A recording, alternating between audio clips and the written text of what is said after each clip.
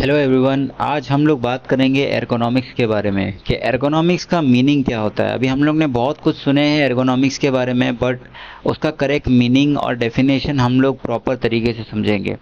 Ergonomics जो है वो आपने देखे होंगे कि एर्गोनॉमिकल हैजार्ड होता है। ठीक है, इसके वजह से आपको बहुत सारे मस्कुलो स्केलेटल डिजीजेस हो सकते हैं, है ना। बॉडी एक्स, बॉडी पेन्स, ये सब हो सकता है। लेकिन उसको डिफाइन कैसे किया जाता है और उसके पीछे का जो ओशा का जो डेफिनेशन है उससे हम लोग समझेंगे। प्लस वो कौन से जगह पे एर्गोनॉमिक्स को यूज़ किया जा सकता है, इसका ये सारी चीज़ों को हम लोग इस वीडियो में समझेंगे।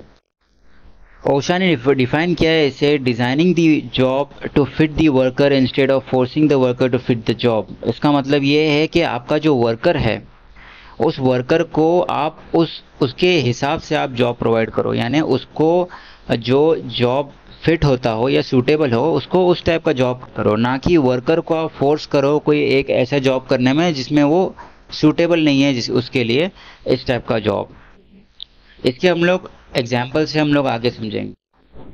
ओशा ने जिस तरीके से इसको डिफाइन किया है एर्गोनॉमिक्स को, उसमें तीन चीज़ें आ जाती है। एक तो ये आता है कि वर्क स्टेशन, दूसरा ये आता है टूल्स, और तीसरा इक्विपमेंट। आपका वर्क स्टेशन कैसा है उसके बारे में क्वेश्चन करना, आपके टूल्स एंड इक्विपमेंट्स कैसे हैं और क्या वो यूज़ करने लायक है नहीं है, या वर्क स्टेशन जॉब के लिए और वर्कर के लिए सूटेबल है कि नहीं है। तो एर्गोनॉमिक्स जो वर्ड आता है वो एर्गो का मतलब काम होता है, वर्क, और नोमोस का मतलब लॉ होता है। तो वर्क से रिलेटेड लॉ, इसे हम लोग एर्गोनॉमिक्स कहते हैं। किसी वर्कर को ऐसा काम दे देना जो उसके लिए सूटेबल ना हो, वो एक खुला इनविटेशन है एक्सीडेंट्स के लिए।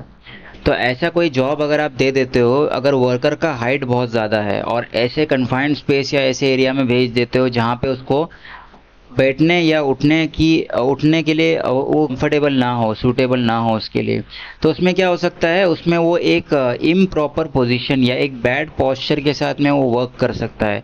उसको मजबूरी में काम करना पड़ रहा है और बैड पोस्चर के साथ में अगर काम करेगा, लगातार एक ही पोजीशन पे अगर वो स्टक रहेगा, तो उसके वजह से क्या हो सकता है, उसके बॉडी पेन हो सकता है।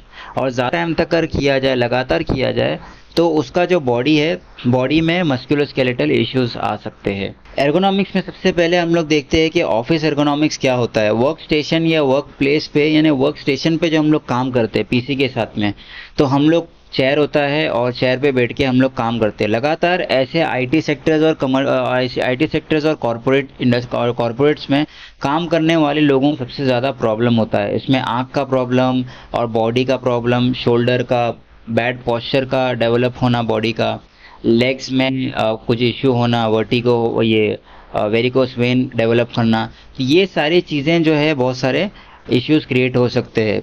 बॉडी एर्गोनॉमिक्स कैसे देखा जाए, मॉनिटर एडजस्टेड होना चाहिए प्रॉपर हाइट तक का। आपका जो आई का जो लेवल है वो प्रॉपर आपके मॉनिटर के साथ में अलाइनमेंट होना चाहिए, उसका प्रॉपर पैरेलल होना चाहिए आपके आईज और फेस के साथ में। आर्म्स जो है, आर्म्स को रिलैक्स करने के लिए टेबल दिया जाता है, तो आर्म्स और फोर आर्म्स को आप प्रॉपरली पैरेलल टू फ्लोर रखोगे। ओके, आपका विस्ट जो होगा वो बेंड एकदम मिनिमल बेंड होगा। उसके बाद में चेयर का पोस्चर क्या है, चेयर जो है कोई कोई आगे बढ़ के बैठता है, कभी कभी एंग्जाइटी की वजह से, कभी कभी वर्कलोड की वजह से आगे की तरफ झुक के बैठता है, तो उसी तरह भी उसको नहीं बैठना चाहिए। चेयर के तरफ प्रॉपर तरीके से रिक्लाइन के और आराम से उसे बैठना चाहिए।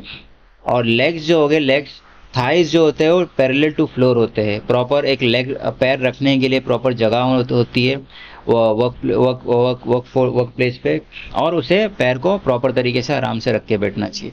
फीट जो होता है वो भी पैरेलल होता है और फुट के लिए, रेस्ट के लिए एक जगह होती है। तो और एर्गोनॉमिक्स जो होता है, ऑफिस में अगर आप बैठ के काम करते हो तो ये सबसे ज़्यादा आपको ध्यान रखना चाहिए। अगर आप बैठ के काम कर रहे हो तो सिटिंग पोस्चर को आपको प्रॉपर तरीके से फॉलो करना चाहिए, और अगर आप खड़े रह के काम कर रहे हो तो आपको खड़े रह के किस तरह से काम करना चाहिए, उसके भी आपको स्टैंडिंग पोस्चर प्रॉपर यूज़ करना चाहिए, प्रॉपर तरीके से आपको करना चाहिए काम। तो आप इमेज में देख सकते हो जिस तरह से राइट और लेफ्ट साइड में ये स्टैंडिंग और सिटिंग पोस्चर दिया हुआ है, जिसमें शोल्डर्स रिलैक्स्ड होते हैं, बैक जहाँ पे खड़े होते हैं तो बैक स्ट्रेट होता है, एकदम झुका हुआ नहीं होता है। और बैक जो है, बैक का अगर आप सिटिंग पोस्चर में हो तो बैक चेयर के ऊपर आराम से आप रखते हो उसको। और पेल्विस एरिया जो है एकदम अलाइंट में, बॉडी स्ट्रेट में रहता है जब आप स्टैंडिंग पोजीशन में रहते हो तो। और सिटिंग पोजीशन में आप चेयर का सपोर्ट लेके आराम से आप बैठते हो। तो एंगल्स भी यहाँ पे दिए हुए हैं कि क्या क्या एंगल्स होने चाहिए। और सबसे मेन बात, जहाँ पे इस पर्सन ने हाथ रखा है टेबल टॉप पे, टेबल पे, तो टेबल के उधर जहाँ पे हाथ रखा है वहाँ पे प्रॉपर 90 डिग्री एंगल बेंड रहा है उसका एल्बो और फोर आर्म्स के थ्रू। तो ये 90 डिग्री एंगल बनना चाहिए। इससे आपका जो आर्म्स है, आर्म्स के ऊपर स्ट्रेन नहीं आएगा, स्ट्रेस नहीं आएगा, आपके शोल्डर को पेन नहीं होगा।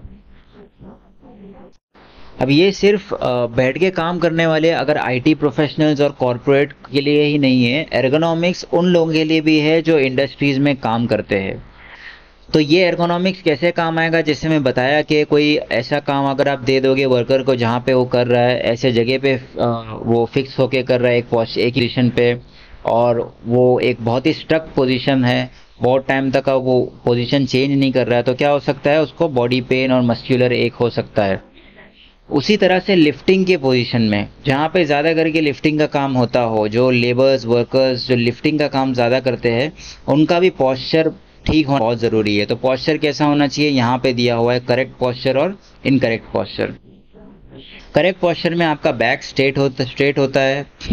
जब भी आप बेंड करके कुछ चीज़ उठाने वाले हो तो तभी भी आपका बैक स्ट्रेट होता है, आपके नीज बेंड होते हैं और आप किसी चीज़ को उठाते हो। ओके, तो ये आपको उठाते वक्त भी मैनुअल हैंडलिंग जो है एक टाइप का हजार्ड है हमारी इंडस्ट्री में।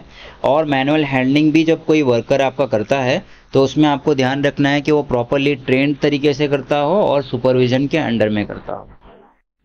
लास्टली हम बात करते हैं कि अगर आप सपोज एक काम कर रहे हो और उस काम में आपने एर्गोनॉमिक्स के बारे में भूल गए, आप अपनी पॉस्चर के बारे में भूल गए और एक ही जगह पे स्टक होके सेम पोजीशन पे आप बैठ के काम कर रहे हो या खड़े रह के काम कर रहे हो, या आप कंटिन्यूसली कोई चीज़ को उठा के इधर उधर रख रहे हो लेकिन आपने अपना पॉस्चर भूला।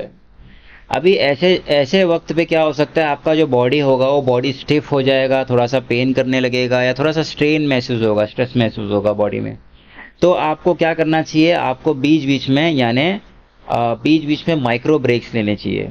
ठीक है, माइक्रो ब्रेक्स यानी 30 सेकेंड्स का, 1 मिनट का, कम से कम थोड़ा थोड़ा हम लोग ब्रेक लेते हैं। जैसे कि हम लोग वॉशरूम के लिए जाते हैं तो वॉशरूम के लिए या टी ब्रेक लेते हैं या वॉशरूम के लिए जाते हैं, तो वहाँ पे हम लोग क्या कर सकते हैं, हमारे ही वर्क स्टेशन के सामने हम किस तरह से इस तरीके से स्ट्रेचेस कर सकते हैं।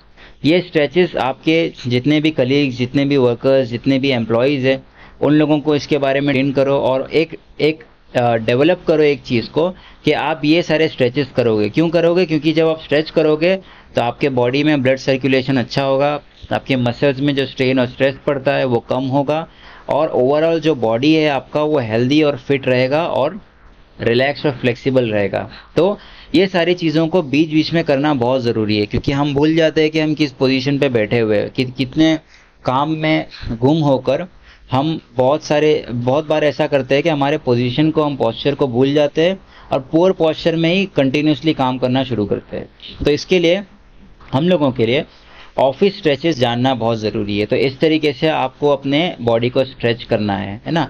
हर एक चीज़ में आपको 20 से 10 सेकेंड तक का आपको होल्ड करके रखना है अलग अलग पोजीशन पे और आपको इस तरीके से बॉडी को स्ट्रेच करना है। ओके, राइट साइड में आप एक इमेज देख रहे हो, उसमें आपको बताया गया है कि वर्किंग एरिया क्या है, ओकेजनल वर्क क्या है और यूजुअल वर्क एरिया क्या है।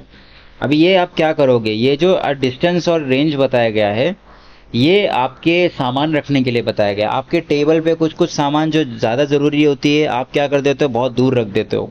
उसकी वजह से आपको बार बार हाथ आगे करना पड़ता है, बार बार आपको स्ट्रेच करना पड़ता है अपने आर्म्स को, तो उससे भी पेन और बहुत ज़्यादा अनकंफर्टेबल फील हो सकता है, महसूस हो सकता है। इसीलिए जो भी आप यूजुअल वर्क करते हो वो आपके बॉडी के एकदम करीब होता है।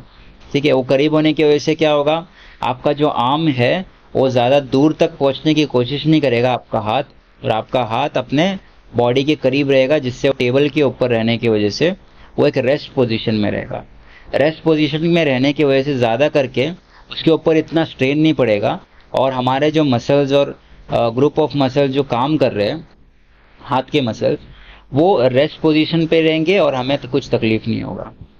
तो ये था हमारे एर्गोनॉमिक्स के बारे में। एर्गोनॉमिक्स एक कल्चर में, एक वर्क प्लेस पे डेवलप करना बहुत इम्पोर्टेंट भी होता है और बहुत मुश्किल भी होता है। तो आप ऐसे ही चीज़ें पोस्चर लगाइए और ऐसे ही अपने एम्प्लॉयज़ को, स्टाफ को और वर्कर्स को ट्रेन करिए। तो और उनको ये बताइए कि एर्गोनॉमिक्स फॉलो नहीं करने की वजह से क्या क्या नुकसान हो सकता है। तो ये सारे अवेयरनेस फैलाना बहुत ज़रूरी है। तो I hope you like this video. Please like and subscribe to our channel. Thank you.